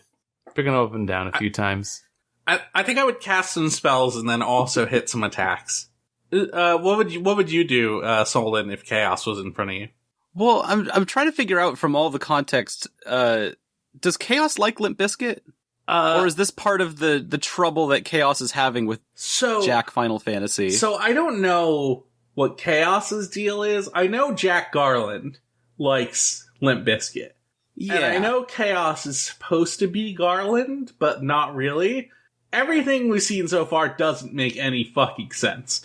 But if I think it's safe to say that if Jack Garland likes Limp Bizkit, then one of the reasons he must hate Chaos so much is he's not down with the Durst. No, he ain't about that nookie. So I'd have to obliterate Chaos. I would just have to stick my hand out, fire 2 shots, and just right to the chest. Yeah. You go, chocolate starfish! Yep. Exactly that one. It's just one of those days. Baby! Get his ass. Our last question comes from Cello Buster. If you want to sound like Cello Buster, you can go to videogamechoochoo.tumblr.com/ask, and you can ask, like Cello Buster has asked. What are y'all being for Halloween? Ooh. I need to know that now. It's the 1st of October right now. Fuck, don't... Get out of here. Don't... Fuck, man, come on. I can tell you what I'm being. Not ready. Oh yeah? You're ready? I'm being a fucking adult. Boo. What? Boo. Fuck this kid shit. This bitch doesn't know about the Great Pumpkin. This bitch doesn't believe in the scary godmother. Boo. I think it's all kid shit. I'm ready to Wow. sit at home. Fuck off. I'm gonna ignore trick-or-treaters. Oh, you little bastard. I'm gonna buy candy and eat it myself.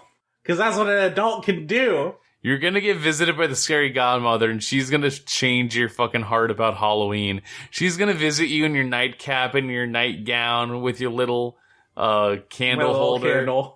You're in the middle of the night going honk shoe, and she's gonna change your heart about how to treat trick-or-treaters.